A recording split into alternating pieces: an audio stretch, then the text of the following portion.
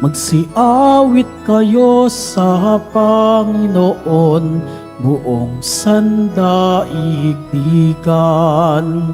Awitan ang Panginoon at purihin ang kaniyang ngahalan. Ipahayag ang kaniyang pagliligtas sa lahat ng panahon. Magsiawit kayo sa Panginoon ng isang bagong awitin. Magsiawit kayo sa Panginoon, buong sandaigdigan. Simulan po natin ang pagdiriwang sa ngalan ng Ama at ng Anak at ng Espiritu Santo. Amen. Ang pagpapala ng ating Panginoong Hesukristo, ang pag-ibig ng Diyos Ama, at ang pakikipagkaisa ng Espiritu Santo, naway sumainyong lahat. At sumaiyo rin. Mga kapatid, tayo pong lahat ay nagkakatipon bilang isang mag-anak ng Diyos sa pagdiriwang ng banal na Eukaristiya. At upang tayo po ay maging karapat-dapat gumanap sa banal na pagdiriwang na ito, alalahanin po natin ang ating mga pagkukulang at nagawang pagkakasala at buong kababaang loob tayong humiling ng awa at pagpapatawad mula sa Diyos.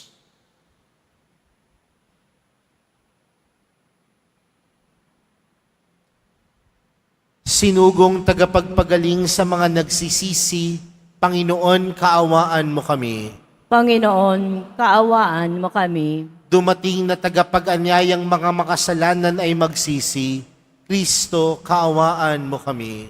Kristo, kaawaan mo kami. Nakaluklok ka sa kanan ng Diyos Ama para ipamagitan kami. Panginoon, kaawaan mo kami. Panginoon, kaawaan mo kami. Kaawaan tayo ng makapangyarihang Diyos, patawarin tayo sa ating mga kasalanan, at patnubayan tayo sa buhay na walang hanggan. Amen. Manalangin tayo.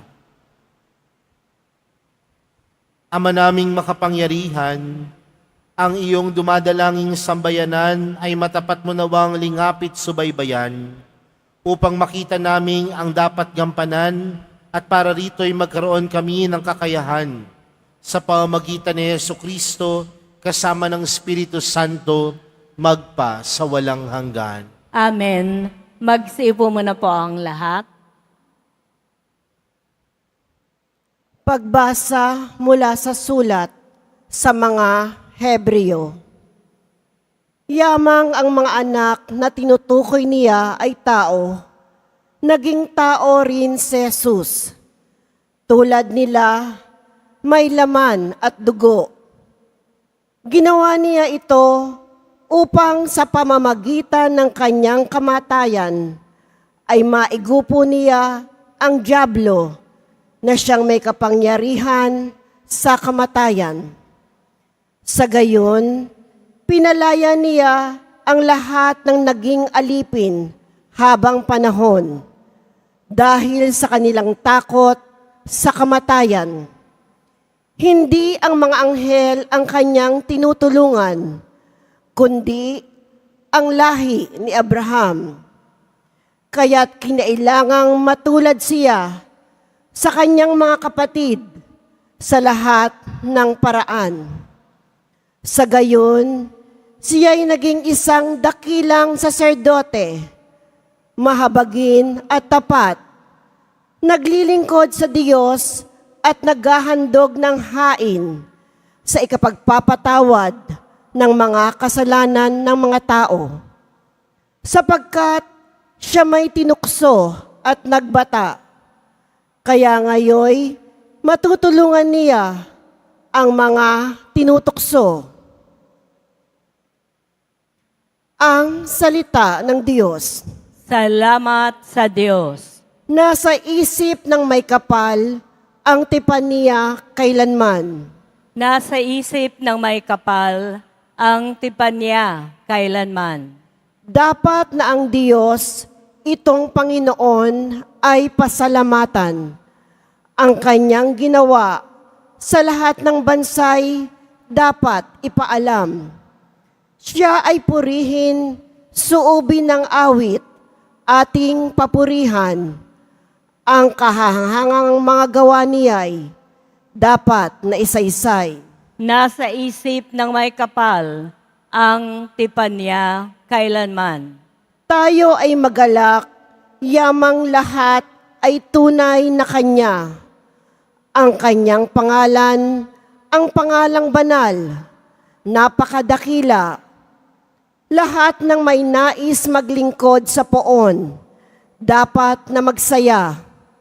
Siya ay hanapin, at ang kanyang lakas ay siyang asahan. Siya ay hanapin upang mamalagi sa kanyang harapan. Nasa isip ng may kapal ang tipan niya kailanman. Ito'y nasaksihan ng mga alipit anak ni Abraham. Gayon din ang lahat ng anak ni Jacob na kanyang hinirang. Ang Panginoong Diyos ang Panginoon. Siya ang ating Diyos. Sa kanyang paghatol ay ang nasasaklaw, buong sansinukob. Nasa isip ng may kapal ang tipan niya kailanman. Ang tipang pangako'y laging nasa isip niya kailanman. Ang mga pangakong kanyang binitawan sa lahat ng angkan.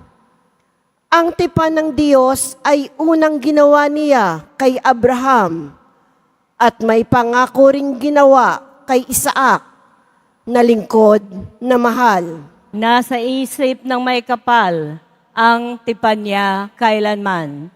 Magsitayo na po ang lahat.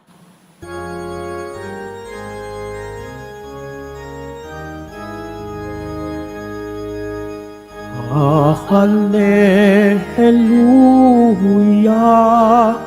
Hallelujah,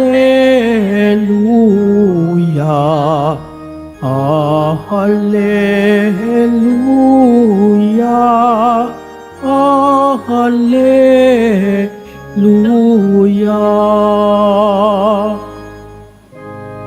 Ang tinig ko'y pakikinggan ng kabilang saking kawan. Ako'y kanilang susundan. Hallelujah, Hallelujah, Hallelujah, Hallelujah.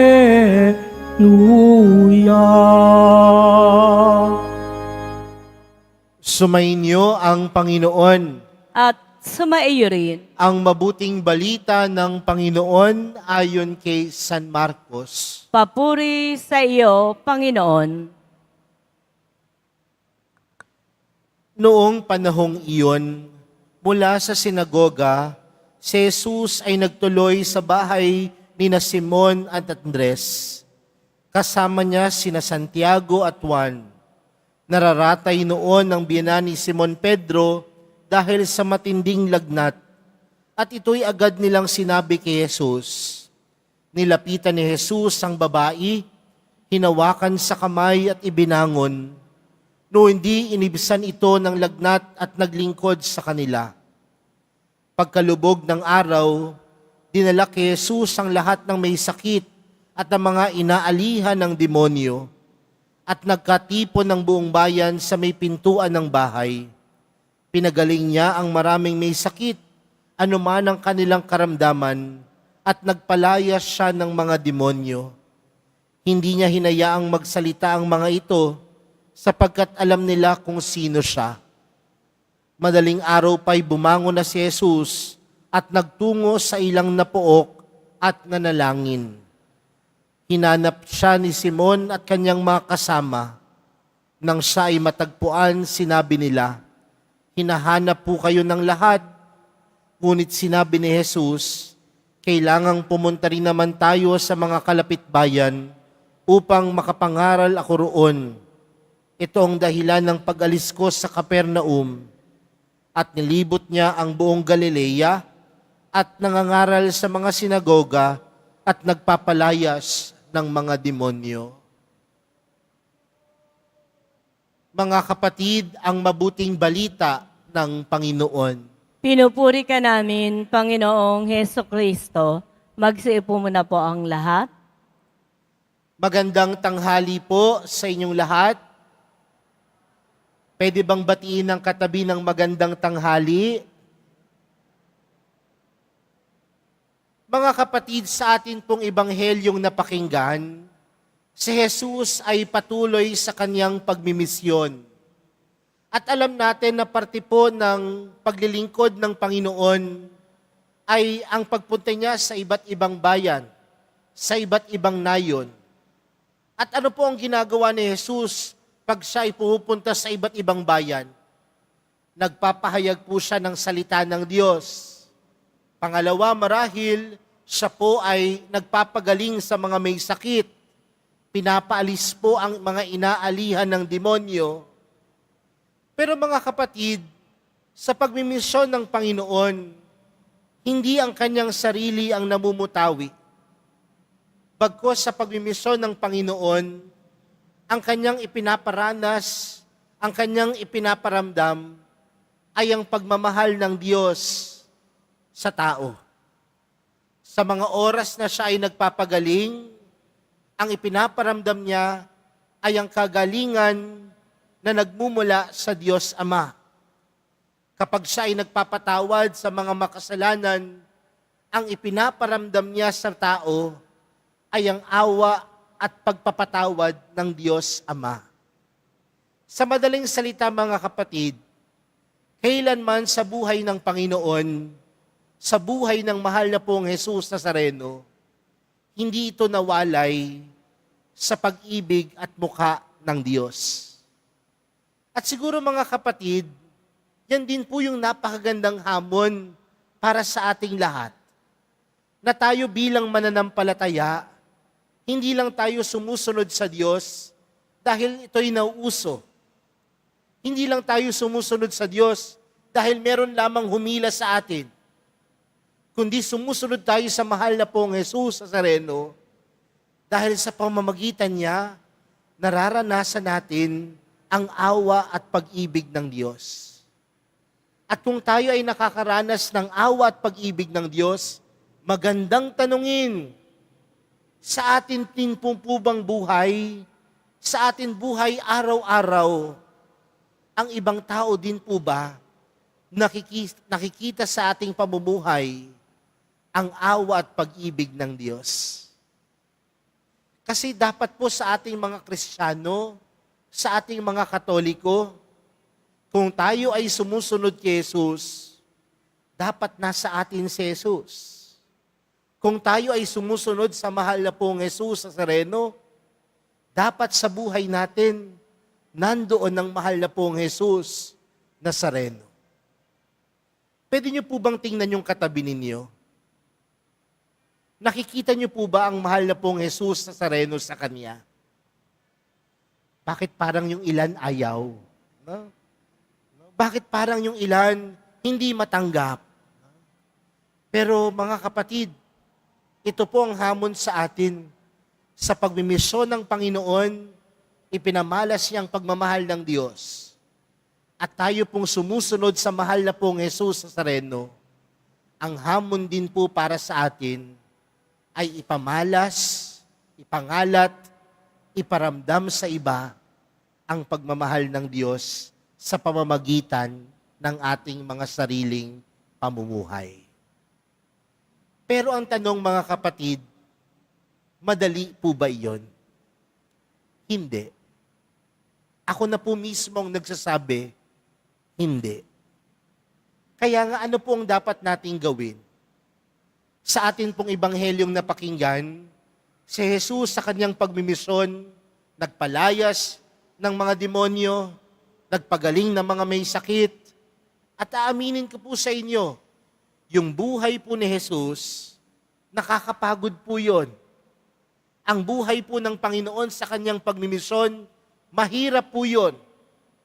Pero paano na paglalabanan ng Panginoon ang lahat ng mga bagay na ito? Sa pamamagitan ng pananalangin. Sabi po dun sa ating ebanghelyo, pagkatapos gumawa ni Jesus ng napakaraming milagro, pagpapagaling sa mga may sakit, bumangon siya ng napakaaga, pumunta sa ilang na puok at nanalangin. At sa kanyang pananalangin, binibigyan siya ng panibagong lakas. Sa kanyang pananalangin, binibigyan siya ng direksyon sa kanyang buhay. At yun po siguro yung napakagandang pagpapaalala sa atin. Mahirap po minsang sumunod sa Panginoon. Mahirap ang pagmimisyon na ginagawad sa ating lahat bilang mga Kristiyano at Katoliko. Pero malalagpasan natin ang lahat ng bagay na ito kung nandoon ang buhay pananalangin. Dahil sa mga oras na tayo ay nananalangin, yan din ang mga pagkakataon na humuhugot tayo ng lakas mula sa pinakamakapangyarihan. At sino po ang pinakamakapangyarihan? Ang Diyos, ang mahal na pong Jesus Nazareno. At kung nandun din ang buhay panalangin, tandaan natin, dadalin tayo sa tamang direksyon. Dadalin tayo sa tamang daan. Kaya mga kapatid, mahirap mang sumunod. May hamon man ng pagsunod sa Panginoon. Pero kung nandoon ang buhay panalangin, kahit napakadami nating ginagawa, ito'y magbibigay sa atin ng kalakasan. At ang kalakasan na ito, nagmumula sa mahal na pong Jesus Nazareno. Kaya dapat sa ating mga Katoliko at Kristiyano, kung meron mang isang bagay na hindi dapat mawala, ano po yun? Ang magdasal.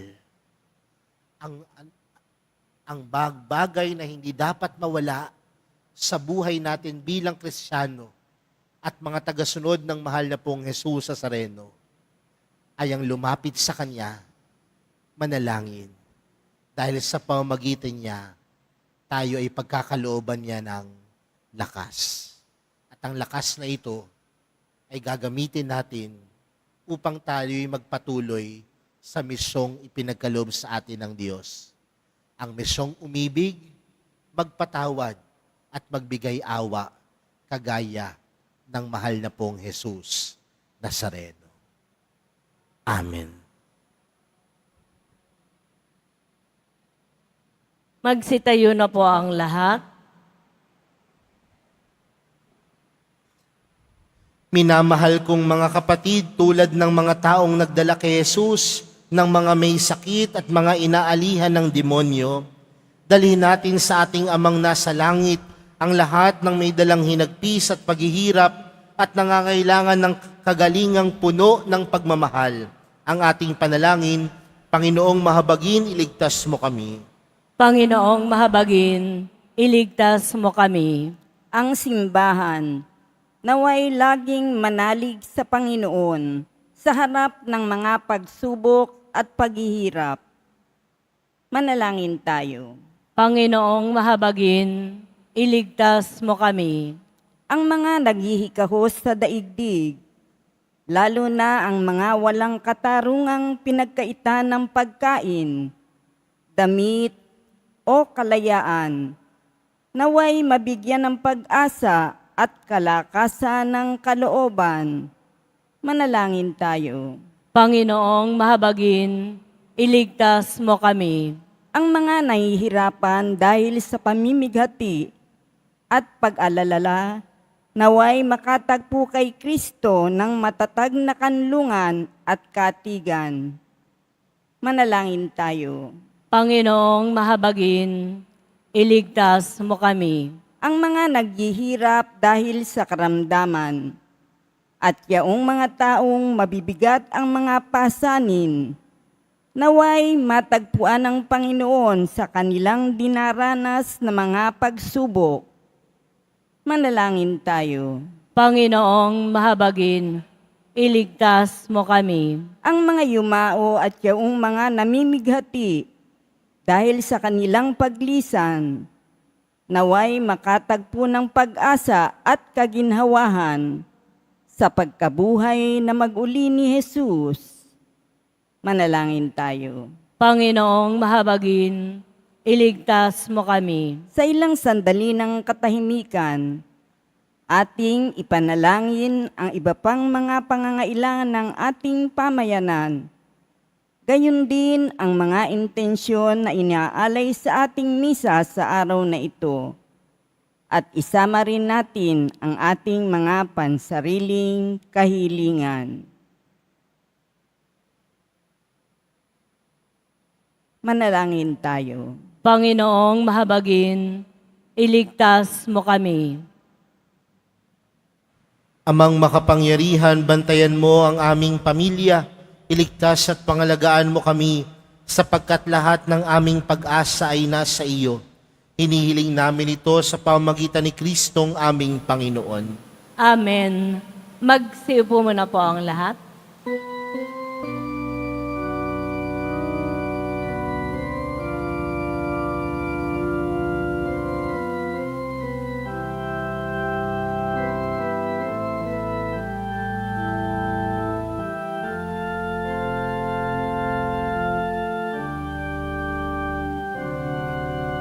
Ang maihahandog sa'yo, Panginoon, ang tinapay at alak mula sa aming kamay. Sa iyong kabutihan, aming iaalay ang tinapay at alak sa gisag ng aming buhay. Magsitayo na po ang lahat. Manalangin po kayo mga kapatid upang ang paghahain natin ay kalugdan ng Diyos amang makapangyarihan. Tanggapin nawa ng Panginoon itong paghahain sa iyong mga kamay, sa kapurihan niya at karangalan sa ating kapakinabangan at sa buong sambayanan niyang banal. Ama naming lumikhang paghahain ito ng iyong sambayanan ay iyong marapatin ngayong paunlakan. Pakundangan dito, mapasa amin nawa ang iyong kabanalan at ang masugid naming dalangin na iyong pagbigyan sa pamamagitan ni Jesucristo kasama ng Espiritu Santo magpa sa walang hanggan. Amen. Sumainyo ang Panginoon. At sumaiyo rin. Itaas sa Diyos ang inyong puso at diwa. Itinaas na namin sa Panginoon. Pasalamatan natin ang Panginoong ating Diyos. Marapat na siya ay pasalamatan. Ama naming makapangyarihan, tunay ngang marapat na ikaw ay aming pasalamatan. Sa iyong paglingap at kagandahang loob, ang tao'y nilikha mo't pinangasiwa sa sansinukob. Sa hangad mong siya'y iwastong lubos, siya'y pinagdusa mo sa kanyang pagtalikod. Sa iyong pagiliw, iyong ipinahintulot na makabalik siya sa pamamagitan ni Kristo Jesus. Kaya kaisa ng mga anghel na nagsisiawit ng papuri sa iyo, nang walang humpay sa kalangitan, kami nagbubunyi sa iyong kadakilaan. Santo, Santo, Santo, Panginoong Diyos ng mga hukbo, napupuno ang langit at lupa ng kadakilaan mo. O sana sa kaitaasan, pinagpala ang naparirito sa ngalan ng Panginoon. O sana sa kaitaasan, magsilod po ang lahat. Ama naming banal, ikaw ang bukal ng tanang kabanalan. Kaya't sa pamagitan ng iyong Espiritu, gawin mong banal ang kaloob na ito upang para sa amin maging katawan at dugo ng aming Panginoong Hesukristo.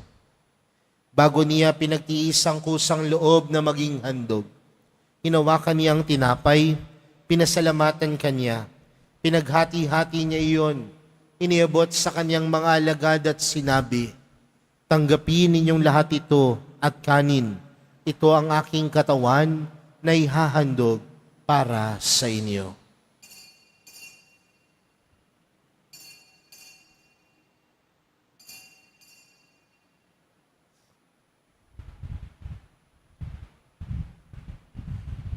Gayun din naman noong matapos ang hapunan, hinawakan niya ang kalis, muli kaniyang pinasalamatan. Iniabot niya ang kalis sa kaniyang mga alagad at sinabi, "Tanggapin ninyong lahat ito at inumin. Ito ang kalis ng aking dugo, ng bago at walang hanggang tipan. Ang aking dugo na ibubuhos para sa inyo at para sa lahat, sa ikapagpapatawad ng mga kasalanan. Gawin niyo ito sa pag-alala sa akin."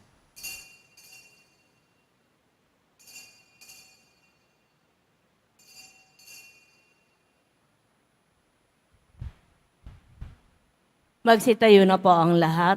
Ipagbunyi natin ang misteryo ng pananampalataya. Si Kristo'y namatay, si Kristo'y nabuhay, si Kristo'y babalik sa wakas ng panahon. Ama, ginagawa namin ngayon ang pag-alala sa pagkamatay at muling pagkabuhay ng iyong anak. Kaya't inaalay namin sa iyong tinapay na nagbibigay buhay at ang kalis na nagkakaloob ng kaligtasan. Kami nagpapasalamat dahil kami iyong minarapat na tumayo sa harap mo para maglingkod sa iyo. Isinasamo namin kaming magsasalo-salo sa katawan at dugo ni Kristo ay mabuklod sa pagkakaisa sa pamamagitan ng Espiritu Santo. Ama, lingapin mo ang iyong simbahang laganap sa buong daigdig. Puspusin mo kami sa pag-ibig.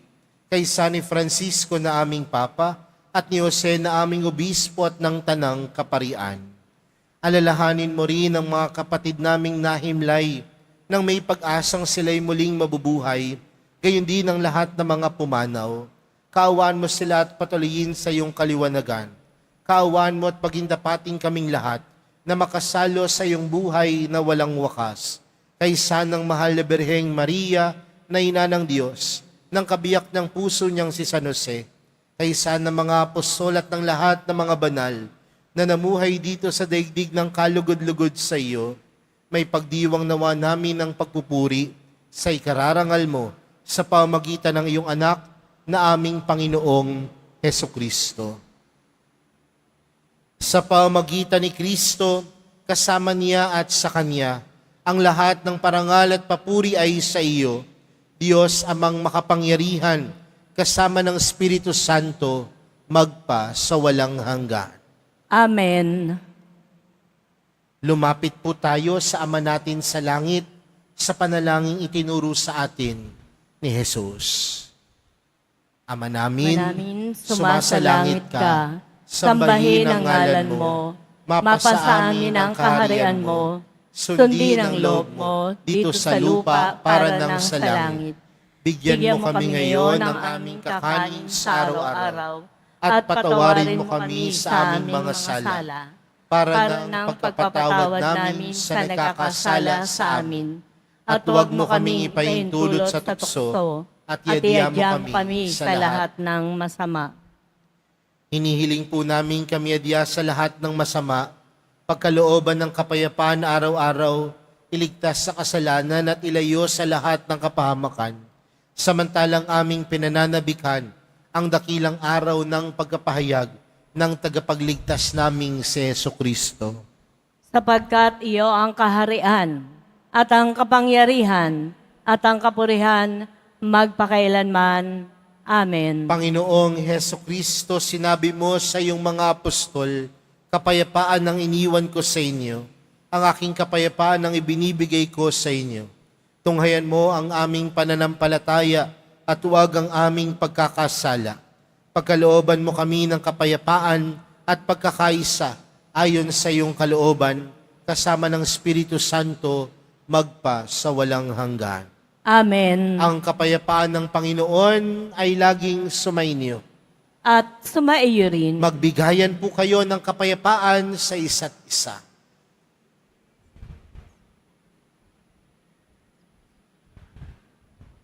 Kordero ng Diyos na nag-aalis ng mga kasalanan ng sanlibutan, maawa ka sa amin.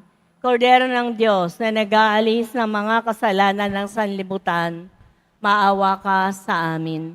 Kordero ng Diyos na nag-aalis ng mga kasalanan ng sanlibutan, ipagkaloob mo sa amin ang kapayapaan. Magsilod po ang lahat. Narito po si Jesus, ang kordero ng Diyos. Siyang nag-aalis ng kasalanan ng sanlibutan. Mapalad ang mga inaaniyahan sa kaniyang piging. Panginoon, Hindi ako karapat-dapat na magpatuloy sa iyo. Ngunit sa isang salita mo lamang ay gagaling na ako.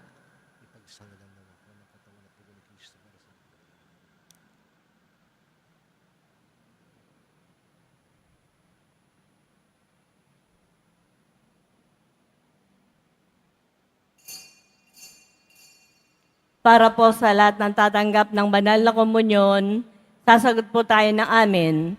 Pagkasabi po ng pare o lay ministers ng katawan ni Kristo at isubo po agad sa bibig bago mali sa harapan ng pare o ng lay ministers. Sumunod po tayo at maraming salamat po.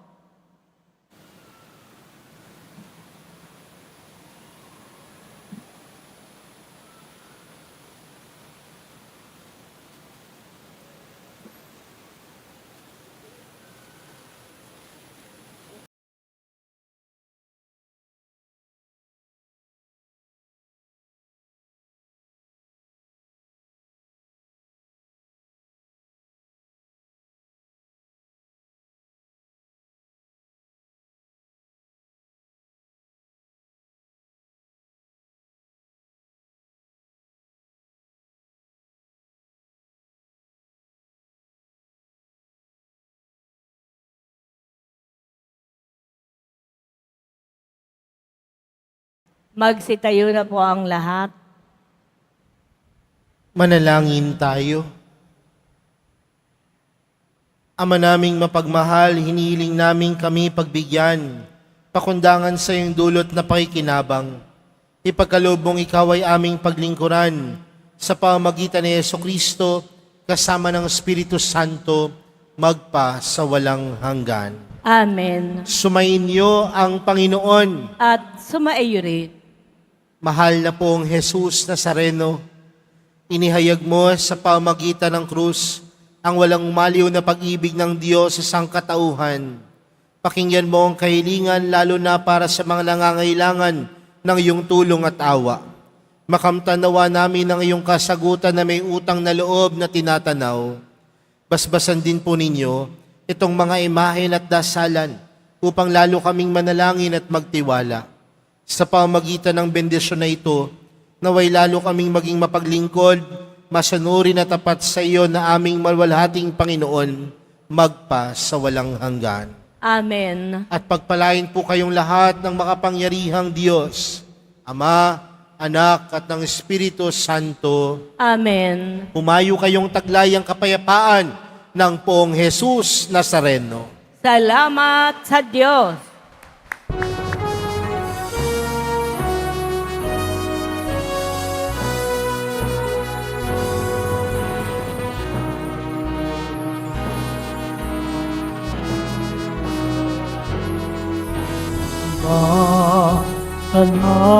Namin ipit ka na amin, aral mo ang aming buhay at kaligtasan. Cristo Padre Jesus Nazareno, iligtas mo kami sa kasalanan. Ang krus mong kinamatayan ay sagisag ng aming kaligtasan. Nuestro Padre Jesus Nazareno, hinarangal ka namin. Nuestro Padre Jesus Nazareno, nilulwalhati ka namin.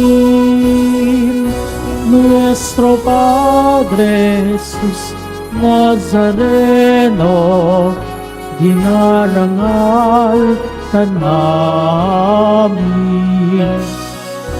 Nuestro Padre Jesus Nazareno, nilulwalhati ka namin.